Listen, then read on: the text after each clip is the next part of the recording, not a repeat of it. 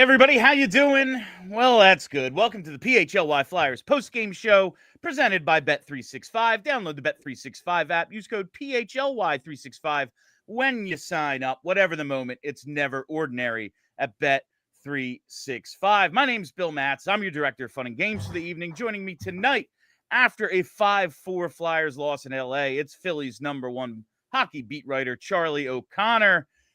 Charlie, not bad. Definitely, I appreciate the effort tonight. They look good. What were your biggest takeaways from tonight's game? Well, my biggest disappointment by far is that we no longer have an undefeated record with the championship belt. That is a severe disappointment that the championship belt has now seen its first defeat. It was possible that the Flyers would go undefeated forever once the championship belt was purchased. Instead, it's now 1-1. Yeah, I thought the Flyers, LA is a very good team. And we talked about this, 2 weeks ago, the last time they played this team? We talked about how LA is a very good team. And LA played like a very good team. I thought the Flyers, for the most part in this game, hung right with them. That said, that third period, and the weird part about that third is that it started out pretty well. I think they got the first 4 or 5 shots on goal in that period. Anze Kopitar just showed why he's a Hall of Famer. And then the Flyers couldn't really get a ton going after that. They had that golden opportunity on the power play. Travis Sanheim misses an open net. That was a real bummer. But I'm talking those last 3 minutes when they pull the goalie, couldn't really create much of anything. And again, LA's a really good team. They're a very good defensive team. They win the shots battle. That's what they do. They control play. They forecheck you to death. There were more than a few times in this game where they forechecked the Flyers to death. But if you're going to win this game, you needed to create more offense in key moments, and also you need a better goaltending. Simple as that. Yeah, that's my main takeaway is the main thing. It's Matvei Michkov, the most important guy. Goal and assist tonight. Not the prettiest, but it's not as if you can just go, oh, well, that's lucky. Like, he's been trying to do that all season. If you're not in position when he's behind the net, he'll bank one in. He also gets a puck to the net that ultimately Laughton puts in. You get pucks to dangerous areas, you collect points. That's what he did tonight. Great sign that the Mad Russian is back to showing up in the score sheet. Hemmed in the zone way too much. Lost too many clean faceoffs. And goaltending. Once again, did I think he was terrible, Kolosov, tonight? Like, oh, man, just can't have that one, can't have that. It wasn't center ice goals or, things where you just go, you roll your eyes. But it's just an accumulation of, man, if they get a chance, like, it's above NHL average that the shot is going in. Like a high danger chance, whatever, let's say it's worth 0.3 expected goals. In my head, it's like worth 3/4, That's just kind of what's going on now. And we'll definitely get to Kolosov. And maybe it's a question for like Friday's show when we actually have the full hour to break down topic by topic. But all 3 goalies, and we haven't seen Fedotov in forever, but when you have 3 goalies struggling for this long, at a certain point, we blame Rocky Thompson for the power play. Maybe Kim Dillabaw's name has to start coming up at some point. But you're really pulling this. Like Bill, I'll be honest with you. I never in a million years expected when I pulled up the outline to see the name Kim Dillabaugh in the outline. I was like, wow, Bill's going to the goalie coach tonight. Interesting. It's just when you get consistently, like we said on the show the other day, every goalie's below 880. There's reasons for it. Like Erson's been up and down. The other 2 guys, we don't even know what the hell they are. But when it's consistently not good, you have to look beyond just the players too. Obviously, personnel matters most, but I don't know. But I want to start with Matvei Michkov tonight, damn it. I want to focus on the good despite the 5-4 loss out in LA. Starts out, and it's one of those, you were tweeting about it a little, the 2-on-0 pass over to Scott Laughton. What did you think of that play initially? Because I liked your take on it, but I think I thought a little differently, perhaps. What did you think of the 2-on-0 pass? I mean, my initial take is that when Michkov is playing at full confidence and he wants to impose his will upon a game, I think he just tries to dangle the hell out of that goalie. That's my opinion.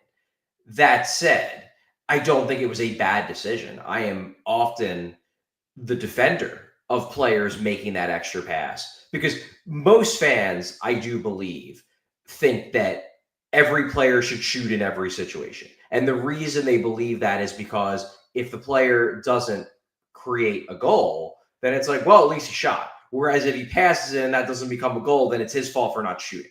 You see that's the thought process with the shoot on the power play thing, with all the fans shout and shoot. That's why on 2-on-1s, it's always, well, why'd you pass? You missed the pass. And it's like, well, generally speaking, passing is the smarter play. I'm not ripping Michkov for that. And obviously, he showed the rest of the game that he was feeling real good about his game. I just think that if Michkov is having his peak confidence feel of, I'm going to take over this game, me personally, I feel like he would have driven that to the net and tried to dangle it through. I don't think it was the wrong decision. I just thought it was the first time I thought maybe he's not quite feeling full confidence in his ability to finish right now. And that very well could be. Now, we saw him. He looked more fresh. He did. More just hearing his name. Like, that's such a big thing with Mish is we saw a lot throughout the season. And, like, he's put up points basically all year. But even if he wasn't playing, like, he wasn't having multi-point games, you go, man, he's controlling play out there, or he's made a couple of plays in this game that easily could have resulted in a goal or an assist or whatever, and just not hearing him enough. And I think even JJ said, like, in the first period, I'm pretty sure Michkov has touched the puck more in this first period than he has in, like, the last 3 games. Yeah. And that was, I thought it was apparent. To me, maybe it's a little overthinking. I don't know if it was the confidence thing because we saw him look pretty good for most of the night.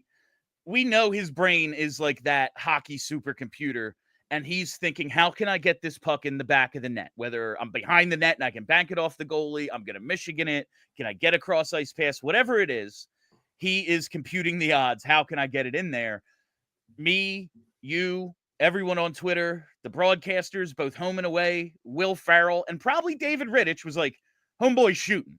You know, like, well, if that's the case, if everyone in the world knows I'm going to shoot, let me see if I can get this over. And there's a world Laughton connects and puts that in the net. Yeah.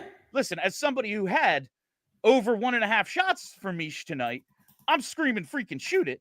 But he eventually hit it, even though he didn't score that game tying goal. That was his second official shot on goal of the game.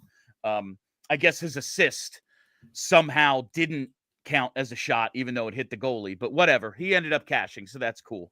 But yeah, I really happy to see that. And then follows it up like, okay, he makes that decision. And if his confidence is shaken, should have shot, maybe he hangs his head, whatever. No. Slump ends. He gets the assist, setting up Laughton eventually, and then he scores a goal of his own with the bank play. I'm happy to see it. And I was happy to see some of his usage tonight, too. John Tortorella not shying away from, like, during the 4-on-4, he gets him out there with TK without a center, kind of the way they do in overtime sometimes, where it's maybe Coots starts the shift, takes the face off, and then they get Michkov out there. They tried that tonight in the 4-on-4. I was happy to see Tortorella's usage remain what it had been prior to the benching the other day. So my biggest takeaway, I guess, it's Mish, and I guess he just had to let Celebrini and everybody kind of catch up in the points column, so he didn't just run away with it. You know, got to make it fair. Yeah, and I think too, because this is something that a couple of people on Twitter pointed out, and they're right, but I think there might be something to this. A couple of people pointed out about that play that in the preseason, Michkov was on a 2-on-0 and passed it to Konecny, and the only difference is that Konecny actually finished it, whereas Laughton didn't. Oh. But I think it's fair to bring it back to the preseason because, look, Michkov was real good in preseason, scored a ton of points, was very impressive. But remember where his game was in preseason. His game was mostly about the passing. The finishing hadn't yet come around. The finishing came around, by a few weeks into the season, but it took some time. He was very much leaning on his passing until I felt like he felt good enough about where he was at to start taking it himself more. And I think that maybe that's where it starts from with him, because the passing ability, he just has that vision. He has that ability. He has that supercomputer. But I think at his core, Michkov wants to score goals. He wants to create goals, to be sure. And if that involves getting the puck to a teammate, sure, that's how he's going to do it. But at his core, this is a guy who wants to put the puck in the back of the net himself. He has that killer instinct. We praised him for it over the past month. Cold-blooded. Before this slump, he was coming through with goals in all the key games and all the key moments. Overtime game winners and whatnot, all that cool stuff.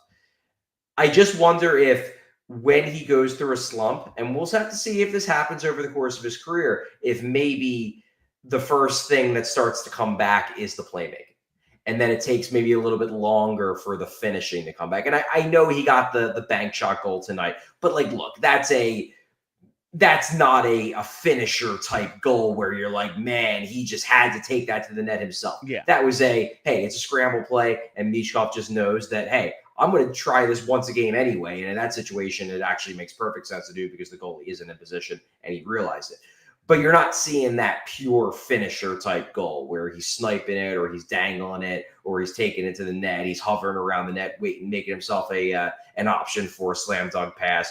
I just wonder if we're going to see this over the course of his career, that when he's getting back in the swing of things, if the playmaking shows up first. And the playmaking to me is what? I know he got the goal, but that's what stood out to me the most tonight. To me, the best play he made all game, it wasn't the assist, it wasn't the goal.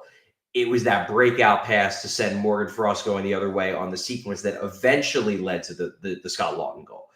That play where he's about to take a hit along the boards and he leads Frost perfectly, that was a high-end NHL play. And it was creative, but it was also fearless. And that's the kind of play that he can make and that he's going to have to make if he wants to, not just be a scorer at the NHL level, but be a play driver. That was an exciting play to me. And I thought it was really cool that even though he doesn't get a point for that, that it's that maneuver that sends them up ice that ultimately leads to the goal that breaks the pointless drought for Michkov. I thought that was cool. It was appropriate for me. And I'm just thinking about your playmaking comment, maybe that's the thing that gets him going. The playmaking is also what will back defenders off so he can get more clean shots. Yeah, sure. And sure. I want, maybe that's the feeling. If I can just get a little bit more room by dishing a couple passes early, and then they start treating me like Giroux, let's take away his options. And then, okay, now I can take it to the net myself. And maybe just because he has that vision, has that anticipation before he's fully confident in, I can put this in the net.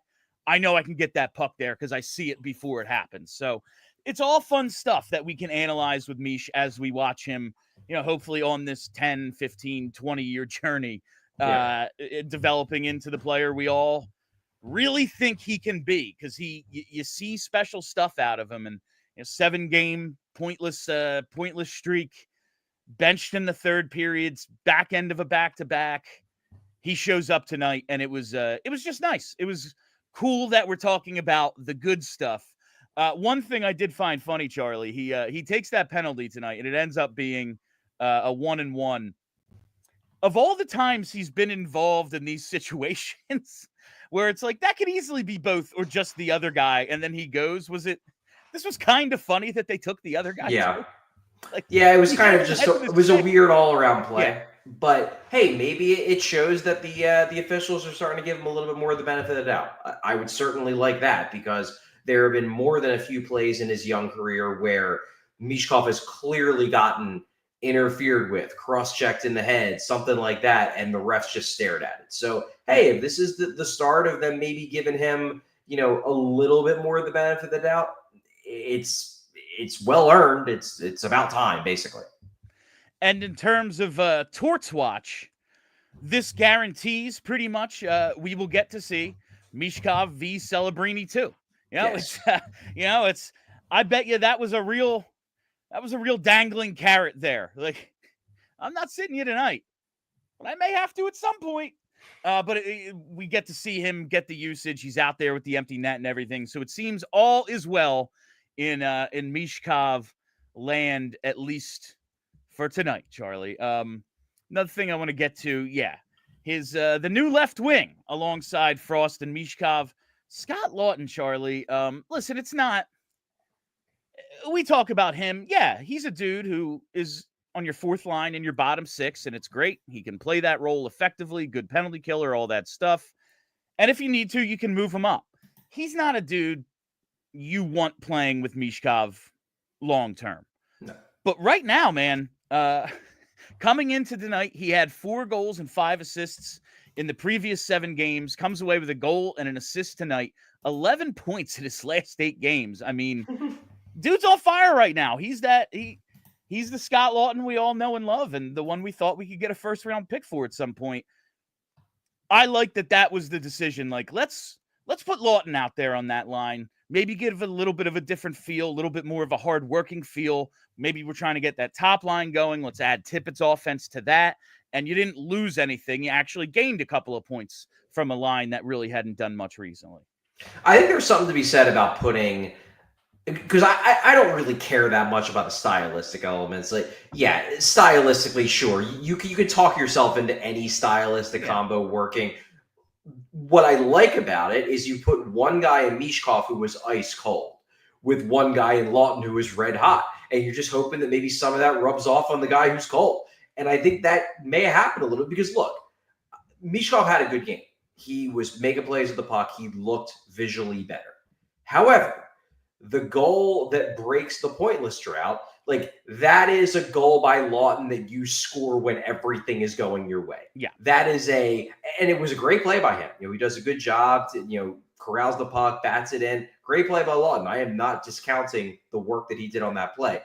But that's the kind of play you make when you're just feeling real good about yourself. The puck is bouncing right off your skate, right onto your blade. It's just sometimes the puck goes your way. And right now for Scott Laughton, it is. And for me, as someone who, I might not believe in jinxes, but I do believe in the hockey gods. And right now the hockey gods are smiling upon Scott Laughton. So put him on the ice with the guy who the hockey gods are apparently real angry with and see if maybe by proxy, Michkov can get some good luck. And on that play, it's a good play by Michkov. And Michkov, I don't want to diminish the way he played this game. He played well. And even if he didn't score a single point, I would have said he had a good game. And I was very happy with what I saw from him. But maybe he doesn't break the drought if he's not playing with a guy who just everything seems to be going in for right now. And that will bring us to our first break of the night. I got to tell you about our presenting sponsor, Bet365. Whatever the moment, it's never ordinary at Bet365. I've been using Bet365 for all of my hockey bets this season. I got my Calder futures in. I got all that stuff in for Mish. And tonight, we go 2 for 2, Charlie. We get that over. Flyers and Kings do not disappoint. 10 goals last time.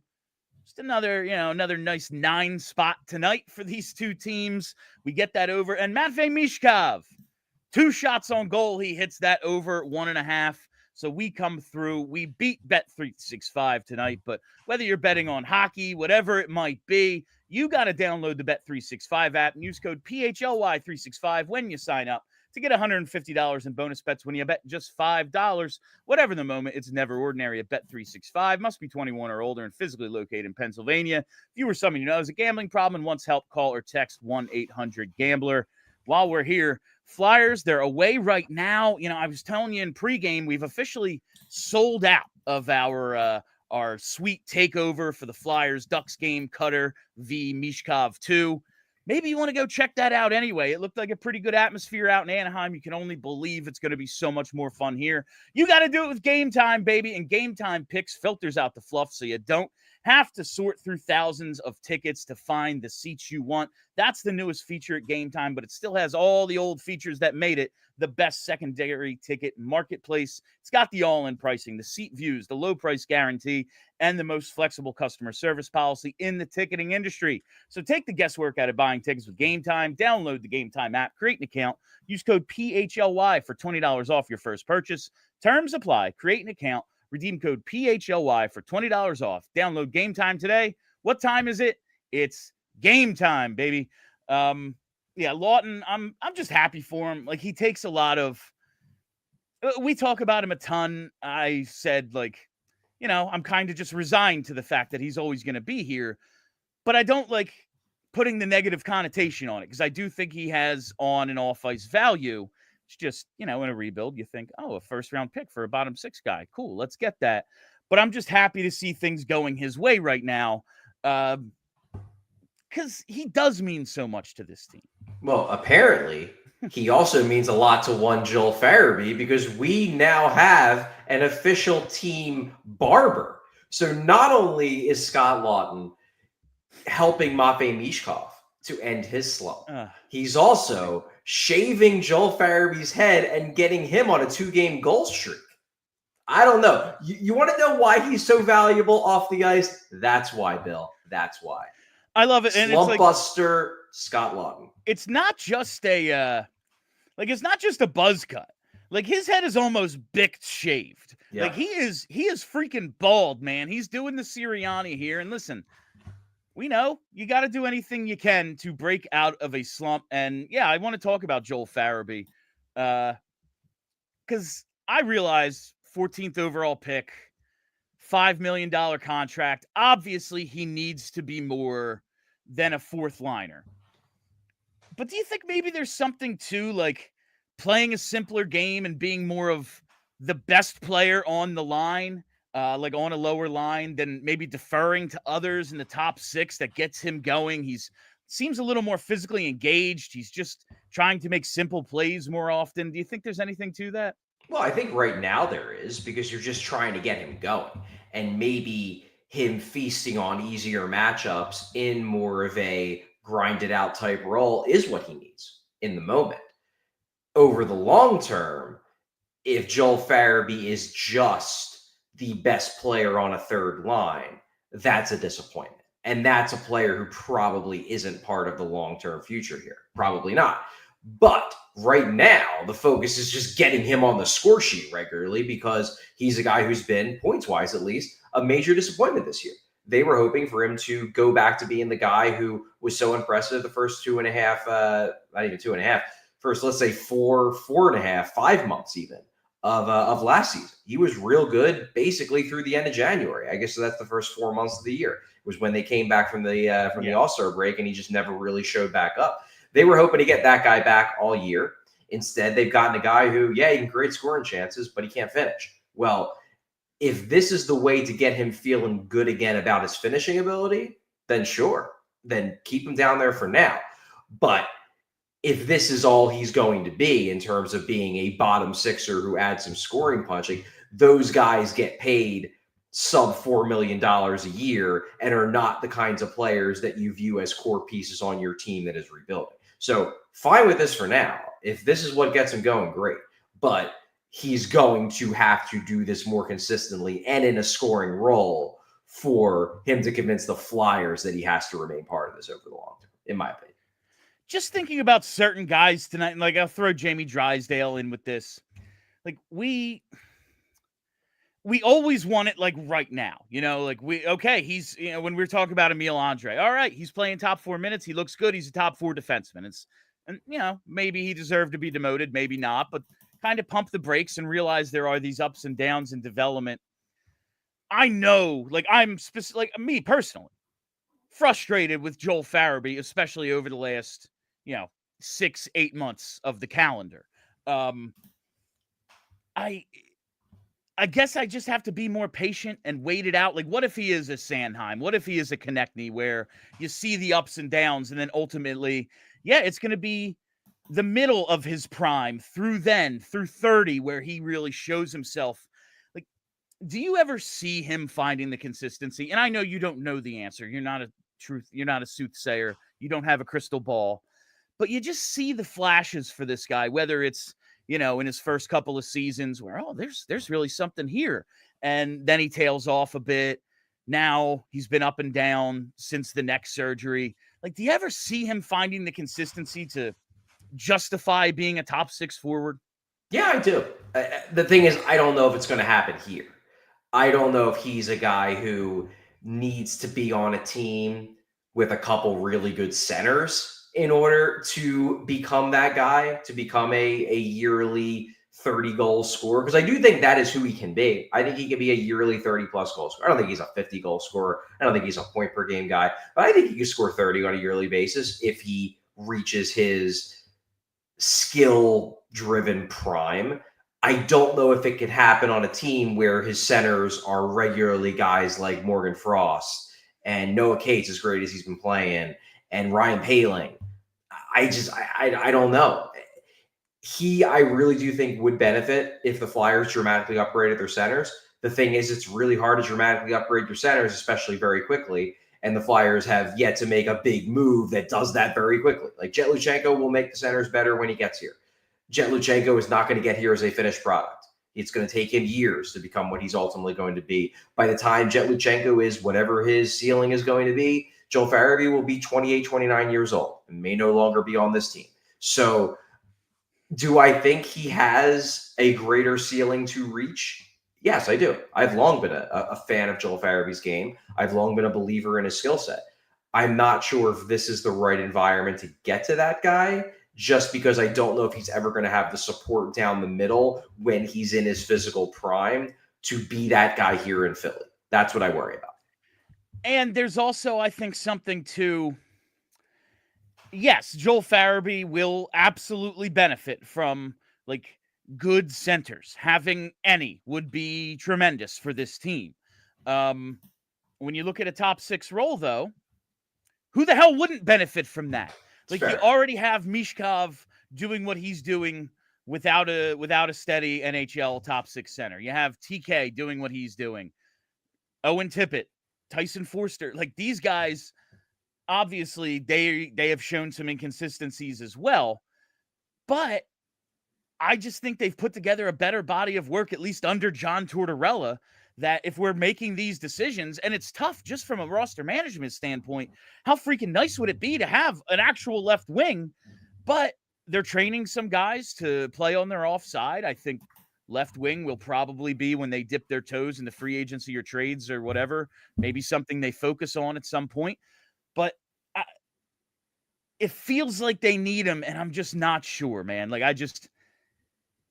there's something there, but why hasn't it shown itself other than the obvious lack of center? I just feel like we've seen more of a spark out of guys like Tippett and Foerster, who also would greatly benefit from having some centers that could produce some freaking offense. Probably. I mean, Foerster, I just think is young.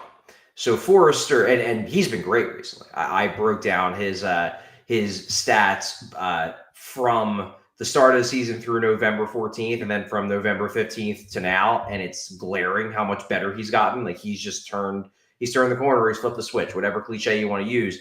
He is back to being the guy that got us so excited last year, and he's younger than Joel Farabee.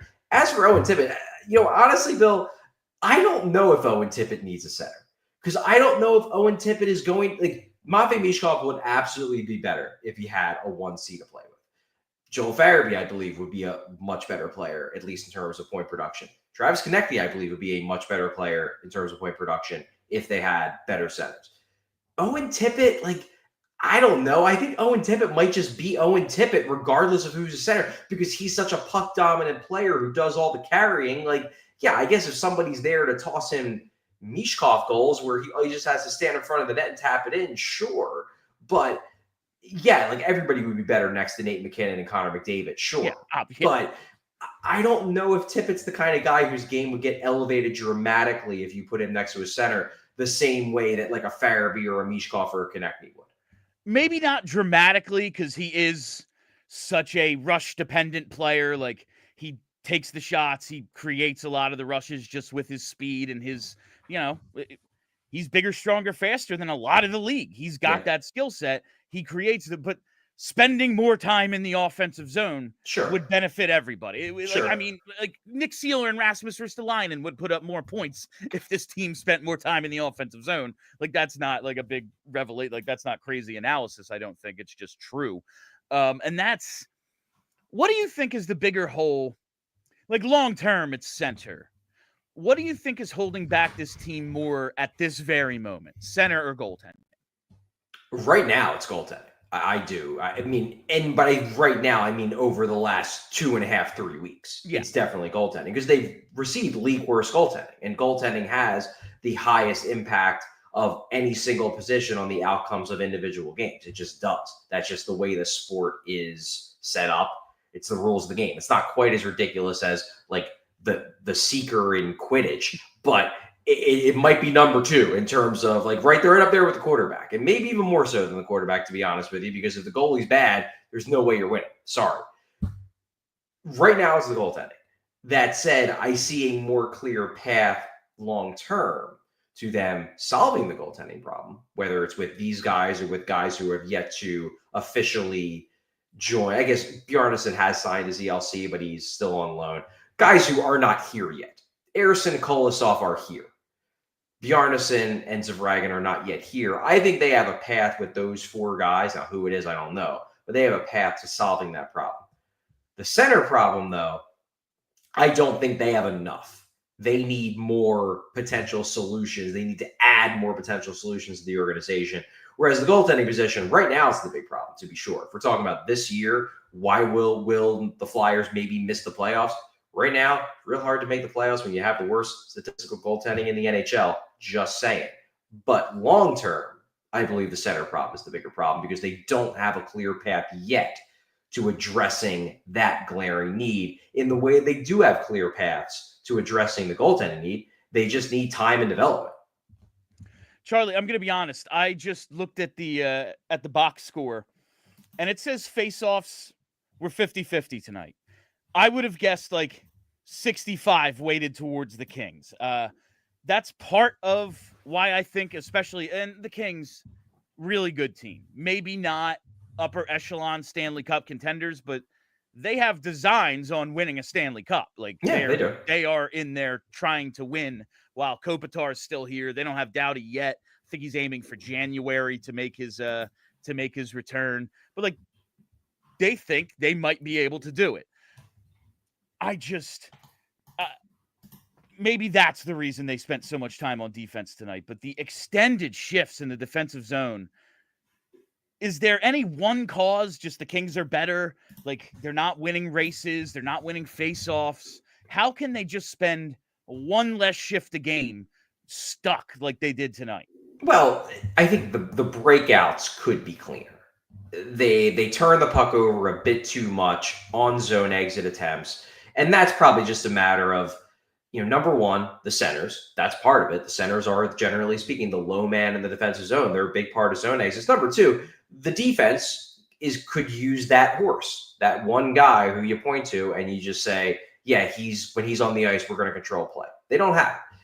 And also the guys they do have, aside from Sanheim, who's pretty much a finished product at this point, it's a pretty good finished product, their other guys are still developing. I guess Risto is pretty much finished too, and he had a strong game tonight. I really liked Risto's game. But guys like York, who I thought was better tonight, Drysdale, who is Drysdale, he's still very much a work in progress on a lot of levels. They need to get better at that area. That said, the main reason why they got forechecked, and they didn't get forechecked to death all game, there were just 2 or 3 extended shifts where they were trapped in their own zone.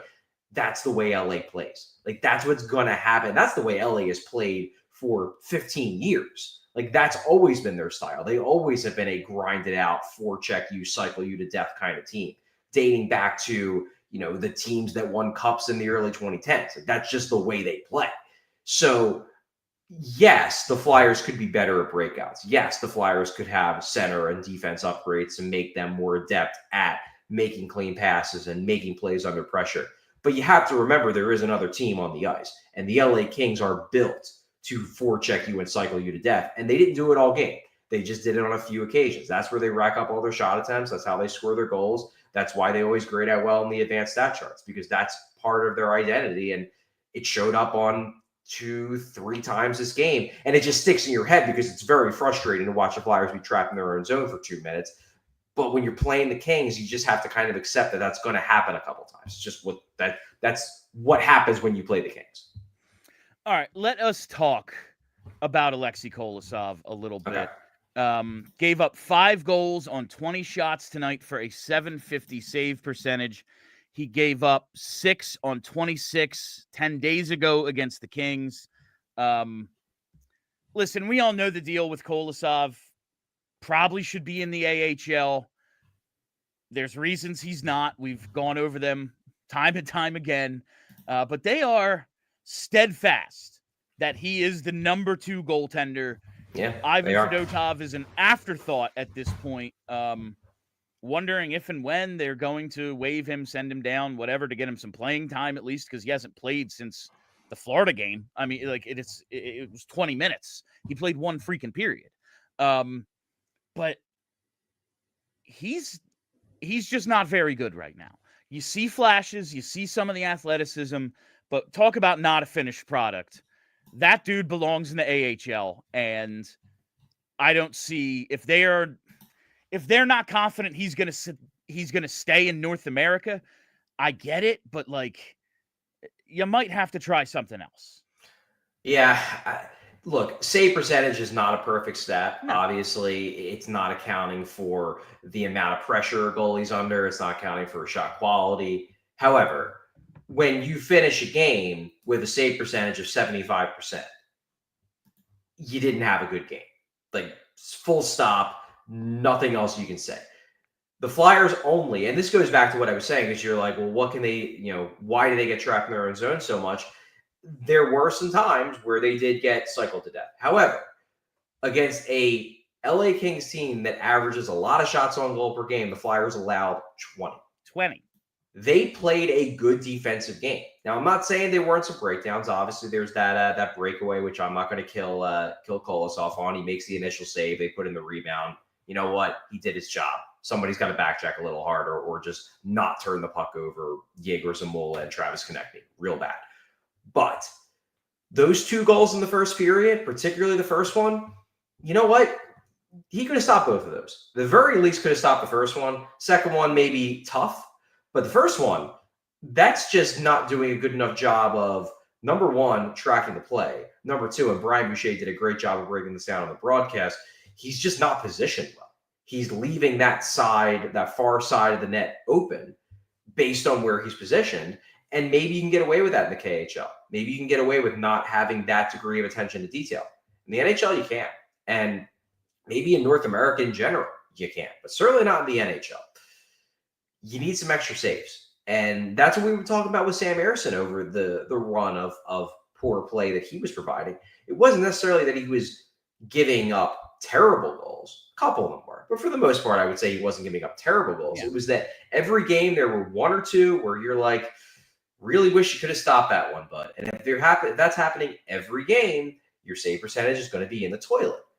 That's what's happening with Kolosov right now. It really is. I mean, I'm thinking back to that game before the break where he lunges for the puck right in front, just whiffs on it, and they score immediately after.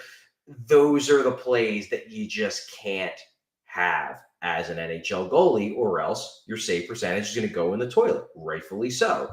That's what happened tonight. There were at least 2 goals where you're just looking at it and you're like, I'm not saying that it's the worst goal. It's not a Steve Mason giving it up from center ice kind of goal, but you need an extra save or 2, especially in a game like this, in a winnable game. Flyers could have won this game. Really could have won this game. Absolutely. Kolosov just couldn't get that key save. Simple as that. You scored. Now, listen, you only got 21 shots. It's not like you got goal lead or anything tonight, True. But you held the Kings to 20 shots and you scored 4 goals. You should have a chance. And they did have a chance. Comes down to an empty net situation at the end. They couldn't really get anything going, but you lose by 1 on the road to a really good team. 1 or 2 more saves. I know he's in a tough situation, some of his own making, and a prospect goalie, basically, you can't count on to win you a game. But it's like, man, just a little bit more, and you'd be giving this team a lot. He just isn't right now. Very interested. Do you think they just keep going 1 and 2 and keep Fedotov off to the side? Like, I don't know how you can just not let him play. Like, I would give Fedotov a shot. I would, but thus far, this comes up every time on this show. Every time Kolosov struggles, it's, do you think they're going to play Fedotov? And all I can say is I would, but they haven't. 2 points tonight from Michkov. You lose in regulation. Torts might be in on the tank, Charlie. It's a good tank game. It's a very good tank game. This is for the people who are like, we need, you know how you get those centers you keep talking about? You draft them. Tonight, kind of the perfect game. You get a Farabee goal, you get a Mish goal, you get a Foerster goal. Like, that makes everybody happy. There's a bunch of guys we need to scoring. Yeah. But guess what? You gave up 5 goals on 20 shots, so you lose. Not bad for the tank. Charlie, and I want to talk. I mentioned Foerster. I want to get to him. I want to get to York. But first, I'll tell you about getting your pneumonia shot at Rite Aid. That's right. You know, I've been telling you about Rite Aid for months now, for whether you need just stuff to get you through the season, over-the-counter things, or maybe you want to get your pneumonia vaccine at Rite Aid, because adults age 50 and older are now eligible for the vaccine. They've lowered the age recommendation from 65 and older because millions of people get pneumonia every year. It's a respiratory illness. Fall and winter, that's the time when germs that cause respiratory disease spread more in the community. So you got to keep yourself safe and healthy. One of the best ways to do that is getting the vaccine because some people, mild symptoms, not that big of a deal. Others get very serious complications when they have pneumonia. The vaccine, one of the best ways to keep yourself healthy, and it's usually no cost with insurance. Getting vaccinated is easy. Just walk into your local Rite Aid or schedule online at riteaid.com. Unsure of what vaccines you may need, just ask your pharmacist for a personal recommendation. Stop by your local Rite Aid today. While we're here, listen, New Year right around the corner. I bet making smart financial decisions is one of your resolutions. Well, it should be a resolution for your kids as well. And right now, TrueMark Financial is teaming up with Greenlight for the ultimate playbook for teaching financial responsibility with a free Greenlight account.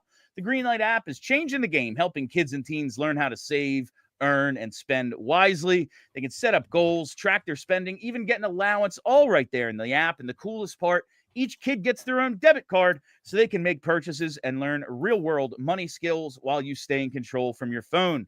You get peace of mind, and they get the freedom to make smart decisions with their money. It's like coaching your kids through their very own financial game. And for TrueMark Financial members, it's free. With the new year right around the corner, now is the perfect time to introduce your kids to Greenlight. Get signed up today. Visit TRUMARK.com/Greenlight for more information. All right, Chuck. Cam York comes back from his injury. We see him struggle a bit. He eventually even gets a healthy scratch, just kind of a get right, reset, whatever it is. Was not playing well.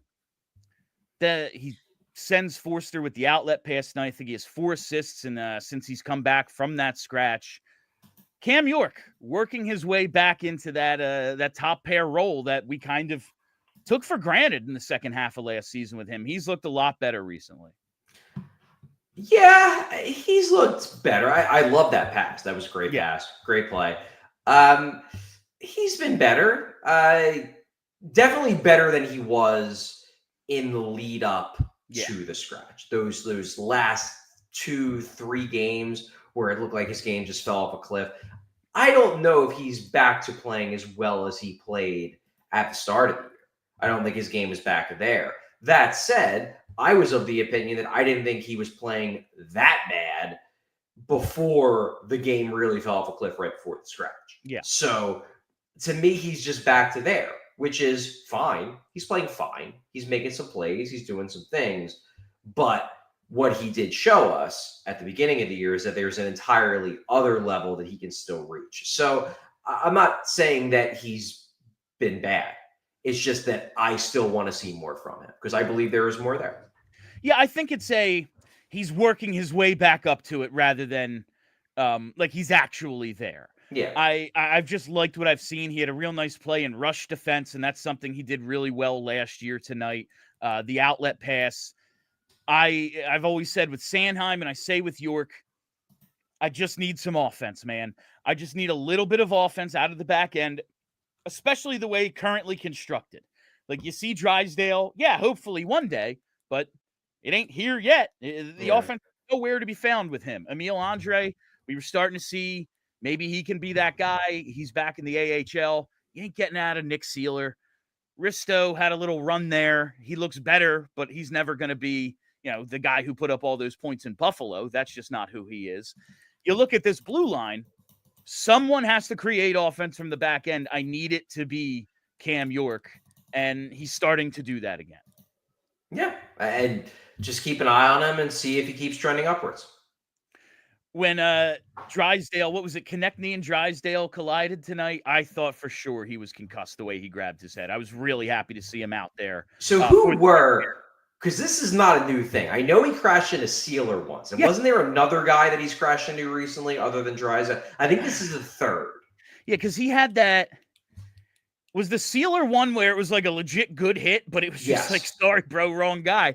I can't remember, but I think you're right about that. But I was just, listen, that's Travis Konecny. He is a chaos agent out there. Yeah, he's a chaos merchant, a chaos agent, whatever you want to say. That is what he is. That's what he does. And everybody's got to keep their head up when Travis Konecny's on the ice, apparently even his own teammates.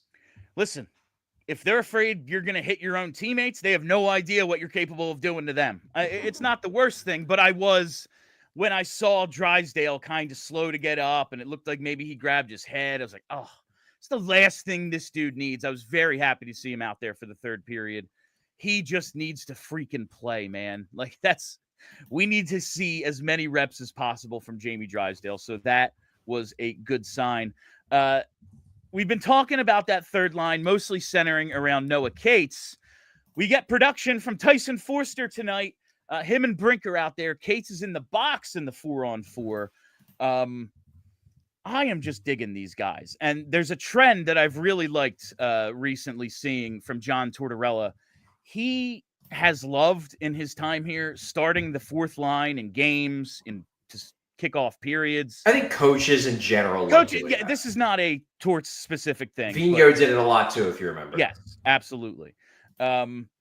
He appears to kind of be in a trend now of putting the Cates Foerster Brink line out there. And I love it, man. Just because you get that, you're going to get the good checking. You're going to get a forechecking possibility with two of those three guys. And Brink has really stepped up his game down low as well recently. And you have a chance to actually score a goal when you have that offensive zone time. Just a little usage thing that I'm like, all right, Torts, all right, I see you. It doesn't always have to be the fourth line. It can be the line that's going the best right now. And them having that Cates and Foerster element of the good two-way play, I think, it gives him more trust in it. But I just think it's a good sign from the coach to be putting them out there in those situations. I just think at its core, and look, I like it. I don't have a problem with it. I think at its core, the reason why he's doing it is because that's the line he trusts the most, period, right now. It's been the Flyers' best line for, 2-3 weeks, pretty much since it's been put together. So I don't think it's a big galaxy brain strategy from John Tortorella about, we're going to put out this line for a matchup. I think it's just that when he's about to head on the ice for another period, he thinks to himself, what line do I want to see first? I want to see the line that I enjoy watching the most out there first. And right now, that is very clearly the Foerster Cates Brink line. One thing I want to give Noah Cates some credit for, and we've given Noah Cates a lot of credit on this show recently, justifiably so. I want to talk about how much better he's gotten at faceoffs. Yes. Because we're talking about a guy, okay, so his full-fledged rookie year, his 82-game rookie season, 22-20-23. This is when he was functionally the team's 1C because they just didn't have any other center. Like 30-some points, Missed the whole year, Noah Cates had a 39.5 face-off win percentage. It was bad. Last year, didn't play center the whole time, bounced back and forth between center and wing, spent a lot of time on the wing, but he did take a fair amount of face-offs, took over 300 face-offs. He improved, but was still at 44.5. Yeah. This year, third season in the league, he's at 50.8. Today, he took 24 faceoffs, won 12 of them. Like, I don't know if he's ever going to be a Claude Giroux, Sean Couturier-esque dominant faceoff guy, but he's no longer a liability in that area. And if you're only winning 4 out of 10 faceoffs, like, I'm not a big person who's like faceoffs are the most important thing ever, but if you're losing 6 of 10, it's probably hurting you a little bit.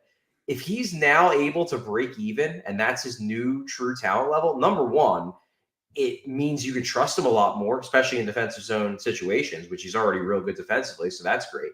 Number two, it speaks to how much work he's putting in. And that's always something I'm going to appreciate out of a player. I think Noah Cates has really put the time in to get better on faceoffs, and it's showing. Yeah, and we've spent a lot of time previously criticizing Noah Cates and just kind of what the hell role can you really see him fitting? And listen, it's a couple of weeks. We'll see where it goes from here, but he is really showing that maybe he's differentiating himself and he's not just, oh yeah, he'll be a nice swing player. You can have him on the fourth line and maybe move him up like in that Scott Laughton kind of, oh yeah, you can play him anywhere, but where do you actually want to play him? I don't know. Like, he might be carving himself a little role right now, and that's huge for him and the team, because the point of every show we do is this team don't got no centers. And if he can fill that role, and faceoffs are typically a thing you develop, you learn the tricks, you get better at as you age. If he can be break even now, like, in a few years, you hope he can be, in these 50-50 puck battles, a little better than 50%. Like, I don't think he's ever going to be 58, 59, 60 like G and Coots and the top guys in the league, but that's one of the reasons they're the top guys in the league, because 50-50 pucks aren't 50-50 when they're out there. But if he can just be a little better than that, he can absolutely be this team's third line center, I think. Yeah, and the good thing, too, about him, because I don't know how their center situation over the long term is going to ultimately shake out. I really don't. Sean Couturier, I don't think, is going anywhere. Jet Luchenko is obviously part of the future. So it's like, okay, well, where does he fit? Well, here's the thing. He can play wing, too. So what you can do is you could be like, well, yeah, he can play center if we need him to. And if we don't need him to, he can play the wing. So he's not like your lot. Like, for example, Morgan Frost, I think they view him where it's like the only reason why he's valuable is because he's a center. Yes. Yeah, they could move him over to wing, I guess, and he could probably do it. But then it's kind of like, what's the point of you even being here? Whereas with Cates, he's a guy, given all the things he provides away from the puck in terms of defensive value, he's probably a guy you want in your lineup somewhere. Now, let's say they go out and they trade for a, legitimate 1C. They put him at the top of the lineup. And then you've got Luchenko and you've got Couturier. Then you're like, well, do we really want Noah Cates on the fourth line? Well, maybe he could be a 4C. But if you want to play him further up the lineup and not be a 4C, he can play wing and be a third line left wing just as well. So I like the versatility that he brings, and I think it makes him easier to envision being part of this long term if he keeps playing as well as he's playing. And obviously he's not going to keep scoring. The goal streak did end tonight, unfortunately, but he played another strong game. That line was good again. If he keeps playing like this, even if the point production dips a bit, I think he's going to be a guy that a lot of people will want to be part of this long term. All right, we just hit 53 minutes, Charlie. We have at least 3 super chats, so let's hit tonight's 3 stars of the game. Charlie O'Connor's 3 stars. Lead it off with star number 3. All right, well, star number 3 is from the LA Kings. Adrian Kempe had a strong game, scores a goal in the first period, great advanced metrics, led LA's forwards in ice time, overall strong performance. Adrian Kempe, easy choice for 3rd star. All right, my friend, hit us. There it is. Hit us with star number 2. Star number 2, I wish I could make him star number 1, but it's Michkov. Matvei Michkov, really strong game all around. I would have said he had a strong game even if he didn't get an assist and a goal. I would have, because he did. By the eye test, by the numbers, he was really good. I believe he led, according to Natural Stat Trick, led all Philadelphia Flyers players with an 87% expected goals for percentage at 5-on-5, so pretty darn good there. But also, you know what? It's a big deal that he broke this pointless drought, just because now people won't talk about it anymore. Because was I terribly concerned that he was going to struggle? No. I figured he was going to break out at some point. He's too good of a player. But the longer it goes on, the more we have to friggin' talk about it. And I don't want to do that, because I just want to be like, nah, he's fine. He got an assist 2 games ago. He's going through a little rough patch, whatever. But when you're putting up zeros every night, it just becomes more and more of a thing. And then you talk about the scratches. Is that going to happen again? Got benched for the 3rd period. How's he going to respond? The Tort situation, the John Tortorella of it all. Tonight, he basically just halted that conversation, thankfully, thank God. And in addition to that, he was out there late in the game trying to tie it. This was not a situation where, anything from the last game lingered. Matvei Michkov is still Matvei Michkov. Easy choice for 2nd star of the game. 35 games in his career, multiple points in 10 of them. It's it's really freaking tremendous, the production we've seen out of this guy through the first, not even half of his rookie season. All right, and I know that this is Charlie O'Connor's 3 stars, but Chuck, I don't think anyone will have a problem with awarding tonight's first star to Will freaking Ferrell. I mean, this guy will always crack me up no matter what.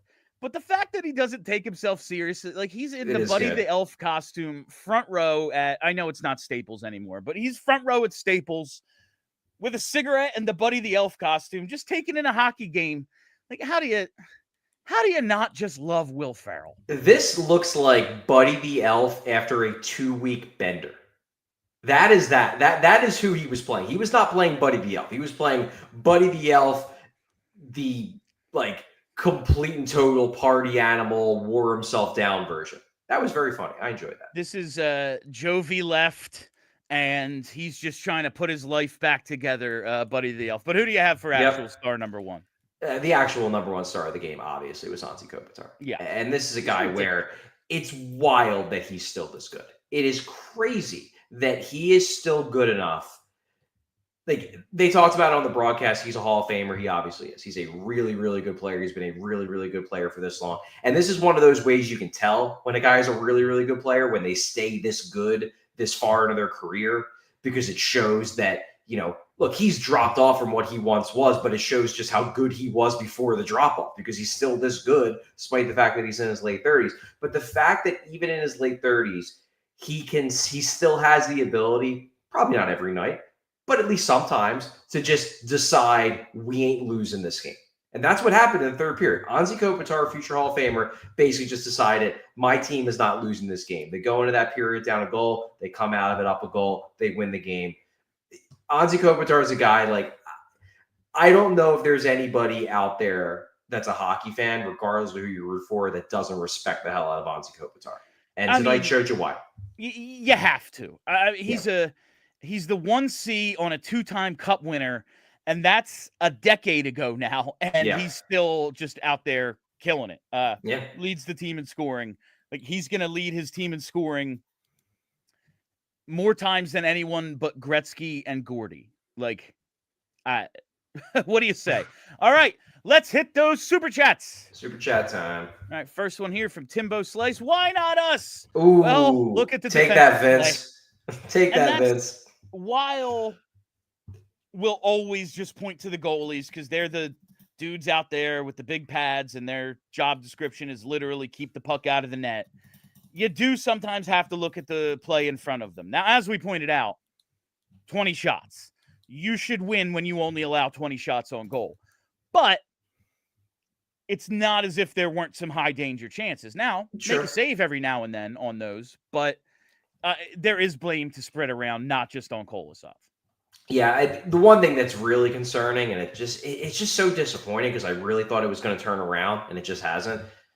What's up with the penalty kill, man? You need to come through. I know it's kind of a weird play. It's right off the face-off, but still, you got to stop allowing this many power play goals. As for the defensive breakdowns, I know a lot of people are going to rip Travis Konecny for that turnover leading to the breakaway. That's a really, really tough play. And Al Morganti did a good job during the intermission pointing that out. Look, Konecny could have made a better play with that puck short. Zamula put him in a real bad spot. That was a team effort of setting up that breakaway. And again, I'm not absolving Konecny. That is a Flyers failure, a Zamula Konecny failure, not just a Konecny failure. How I wanted to describe it on Twitter, but they didn't have the GIF readily available, is the scene in The Hangover when they're all handcuffed together and it's like backwards. Oh, yeah. And the guy's he's like putting his leg through the handcuff. Yeah, the three of them can't figure out how to walk in unison. And like that was the passing on that play to set up the breakaway. Like, let's see who can handcuff each other worse. And the Kings scored. Like, it was lots to go around. All right, let's hit this next super chat here. And before we go any further, I got to thank the TV audience. Thanks for everyone watching on TV. Tune in, check us out at allphly.com for more of the show. From Gary B. Bill, Charlie, can you help me make sense of open net misses? It amazes me the Flyers struggle hitting the net.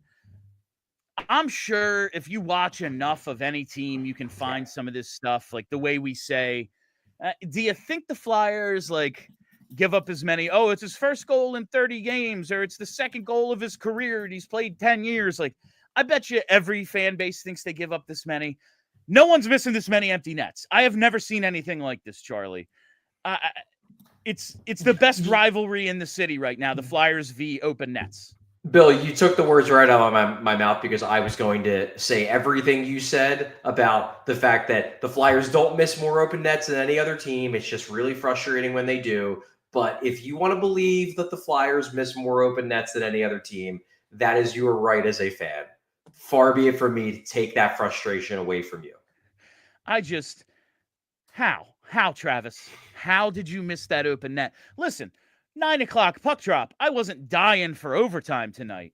But, Mish getting that rookie record, that would be kind of cool. I just don't understand how they do this consistently. All right, let's hit the next super chat from JH. Yeah. Bill wins the house back on Bet365, one slip at a time. Yeah, we're trying here, fam. We're digging ourselves out of the hole. Like I always say, if you're going to tail my bets, which you probably shouldn't, beer and pizza money only. These are recreational bets. Do not put the mortgage on my nonsense. Like we interview Rachel Dory sometimes, and she has like a whole algorithm and Betalytics and all that stuff to help you try to win. I'm going on vibes. So take that for what it's worth. But we did have a good night tonight. And one last one here from Timbo Slice. Sorry, was driving. Love you, PHLY, Bill and Charlie. Love you too. Love everyone for joining us. We will be back. We are off tomorrow. We will be back for pre and post game Tuesday. So make sure you join us. You can check out our schedule at PHLY_Flyers. It's always pinned to the top. And Brenna does a tremendous job of displaying it, because she knows I'm going to forget like what day is what and everything. So let's just tell the people directly. Follow us right here on YouTube so you never miss a live show. Hit that reminder bell. Get those notifications right here on the PHLY Sports YouTube page. Like I said, follow us on Twitter and follow the podcast wherever you get those. Just search PHLY Flyers. All right, that'll do it for us. My name is Bill Matz. That's Charlie O'Connor. This has been the PHLY Flyers postgame show presented by Bet365. Download the Bet365 app. Use code PHLY365 when you sign up. Whatever the moment, it's never ordinary at Bet365. We'll be back on Tuesday. Until then, let's go Flyers.